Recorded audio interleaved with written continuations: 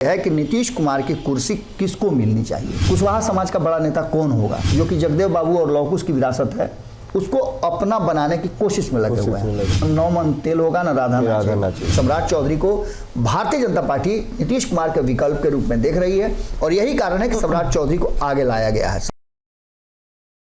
नमस्कार, मैं प्रिंस, आप भारत लाइव देख रहे हैं। देखिए, जिस तरह से बिहार में अभी घमासान मचा हुआ है, कुशवाहा का नेता आखिर कौन है, इसको लेकर आप देख रहे होंगे कि जदयू में ही अंदर खाने में ही आपस में भिड़त है। इसमें उमेश कुशवाहा और उपेंद्र कुशवाहा दोनों आमने सामने दिख रहे हैं कि आखिर जदयू का सबसे बड़ा नेता है कौन। इसमें जयंत राज भी पीछे नहीं है। इन तमाम सारे बातों पे, अटकलों पे विराम लगाते हुए बिहार में लौकुश समीकरण में चुन लिया है अपना नेता कि आखिर बिहार में कुशवाहा का नेता कौन होगा। बाबा, इस पे हम जानेंगे आपसे बारी बारी कि इस पे आपकी राय क्या है। पहला है कि उमेश कुशवाहा है जो कि अभी जदयू में है, जो उपेंद्र कुशवाहा के जगह पर जदयू रिप्लेस किए हुए है कि उमेश कुशवाहा मतलब कि लौकुश समीकरण को साधने में क्या सफल होंगे क्या? देखिए फ्रेंड्स, सबसे बड़ी बात यह है कि जो वर्तमान राजनीति बिहार की चल रही है उस राजनीति में जो भीतर खाने में चर्चा चल रही है और ख़ास करके कुशवाहा समाज की बात करें तो इसे लगता ये है कि हमारा वोट बैंक ज़्यादा है, लौकुश में हमारा स्टेक ज़्यादा है, उसके बावजूद भी हम सत्ता में क्यों नहीं हैं, हम सत्ता के शीर्ष पर क्यों नहीं हैं। सत्ता में तो हैं आप, क्योंकि लौकुश का अगर सरकार चल रही है तो उसमें आप सत्ता में हैं और शीर्ष पर भी हैं। लेकिन सबसे बड़ी बात यह है कि नीतीश कुमार की कुर्सी किसको मिलनी चाहिए, कुशवाहा समाज का बड़ा नेता कौन होगा, इसके लिए होड़ मच गई है। और ये होड़ कहीं ना कहीं उपेंद्र कुशवाहा के उस राग को छेड़ने के बाद हुई है कि वो अपना हिस्सा लेकर के ही जाएंगे लौकुश से और नीतीश कुमार से। इन सारी बातों के बाद अब जो हमें फीडबैक मिल रहा है उस फीडबैक के हिसाब से इस बात की होड़ मची हुई है और कुशवाहा नेताओं को आपने देखा होगा कि लगातार बयानबाजी कर रहे हैं, सामने आ रहे हैं और उस विरासत को जो कि जगदेव बाबू और लौकुश की विरासत है उसको अपना बनाने की कोशिश में लगे हुए हैं। आपने याद दिलाया कि उमेश कुशवाहा, तो उमेश कुशवाहा की बात अगर करें तो लौकुश के नेता हैं, इससे कोई इनकार नहीं कर सकता है। उनकी राजनीतिक शुरुआत निश्चित रूप से उपेंद्र कुशवाहा के साथ हुई, उसके बाद जदयू में हुआ है। जदयू में आरसीपी सिंह की खोज थे, वो आरसीपी सिंह ने उन्हें प्रदेश अध्यक्ष बनाया। उसके बाद से दोबारा भी ललन सिंह ने उन्हें प्रदेश अध्यक्ष बनाया और आज वो प्रदेश अध्यक्ष की कुर्सी पर है, जो कि जम करके उपेंद्र कुशवाहा के हर सवाल का जवाब दे रहे हैं। यहाँ तक कि वो सीमा से बाहर होकर के भी बहुत सारी बातें कह रहे हैं।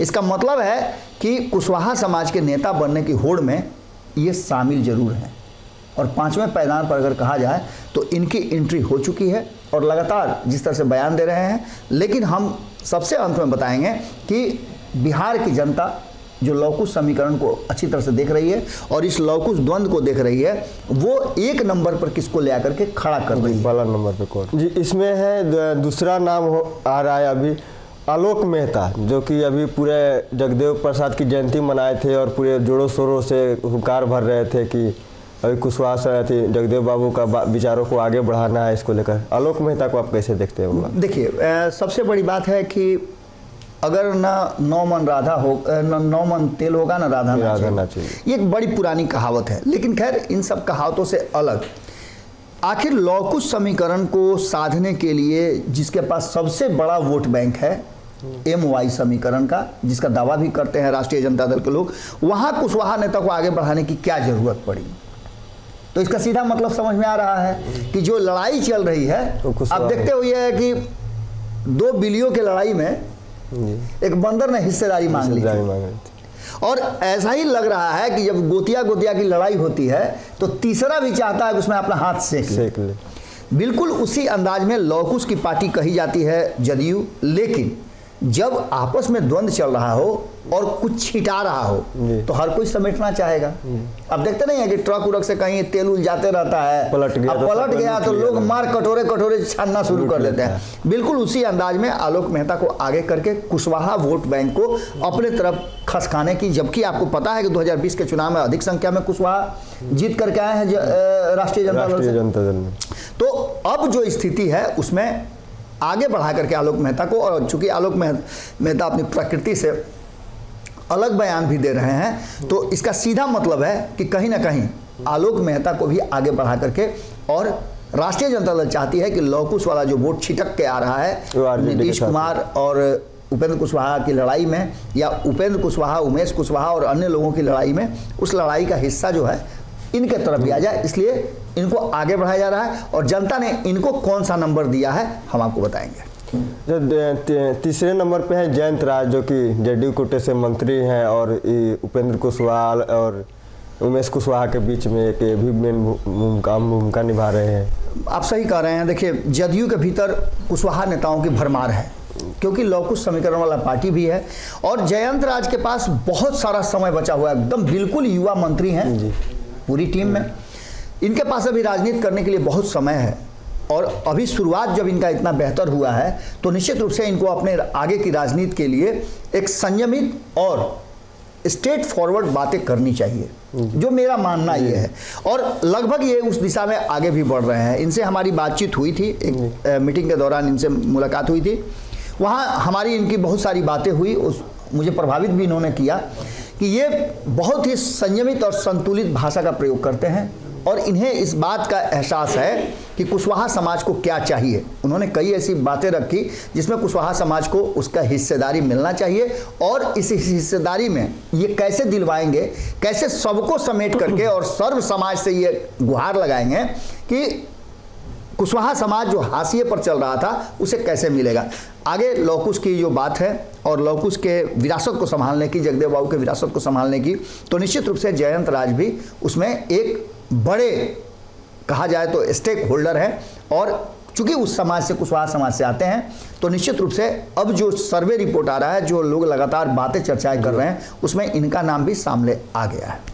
चौथे नंबर पे है सम्राट चौधरी। जदयू और आरजेडी के बाद अब बीजेपी भी इसमें पीछे नहीं है, वो भी सम्राट चौधरी को आगे करके लौह कुश वोट साधने की कोशिश कर रही है। देखिए, आपने सम्राट चौधरी को चौथे नंबर पर रखा जरूर है, लेकिन सम्राट चौधरी भी जयंत राज की तरह बिल्कुल युवा नेता हैं, और युवाओं की श्रेणी में वो आते जरूर हैं, लेकिन काफ़ी परिपक्व है, बहुत सारे पदों पर रह चुके हैं, और अब भारतीय जनता पार्टी ने उन्हें एक बहुत बड़ा जिम्मेवारी दिया है। विधानमंडल के सबसे बड़े सदन का उन्हें नेता प्रतिपक्ष बनाया है। इसके साथ साथ सम्राट चौधरी से जब आप बात करेंगे, आप लोग तो अक्सर उनसे बात करते हैं, चीज़ों को वो रखते हैं, उनके रखने की शैली आपको बताएगी कि वो बहुत ही परिपक्व नेताओं में से एक। सम्राट चौधरी को आगे प्रोजेक्ट करने का भारतीय जनता पार्टी का मतलब इतना ही था कि जो नीतीश कुमार का विकल्प बन सके उसे सामने लाना होगा। सम्राट चौधरी को भारतीय जनता पार्टी नीतीश कुमार के विकल्प के रूप में देख रही है, और यही कारण है कि सम्राट चौधरी को आगे लाया गया है। सम्राट चौधरी को आगे लाने के पीछे एक और बड़ा कारण है कि युवा नेता को नेतृत्व देने की लगातार आपने देखा होगा कि शुरुआत कर चुकी है भारतीय जनता पार्टी। उन युवा नेताओं में कई राज्यों के मुख्यमंत्री जो हैं युवा हैं। बिहार में भी भारतीय जनता पार्टी ने कहा है कि 2025 का चुनाव वो मुख्यमंत्री का चेहरा सामने करके लड़ेगी। उस होड़ में सम्राट चौधरी कहीं ना कहीं बहुत तेजी से आगे बढ़ रहे हैं, और उन्होंने अपनी बातें जो है वो रखी भी है। ये सारी बातें इस तरफ इशारा कर रही हैं कि कहीं ना कहीं सम्राट चौधरी को लेकर के भारतीय जनता पार्टी बड़ा ही पॉजिटिव है, और सम्राट चौधरी जिस तरह से काम कर रहे हैं वो दिखा रहा है कि सम्राट चौधरी भी कुशवाहा नेताओं के होड़ में एक अपना हिस्सेदारी जो है मजबूत बनाने में लगे हुए हैं, और जिसमें उनकी सफलता कितना होगी ये तो हम बाद में बताएंगे। जी, 5वें नंबर पे हैं उपेंद्र कुशवाहा, जो सबसे अभी हॉट टॉक बने हुए हैं और सबसे ज़्यादा चर्चाओं में हैं।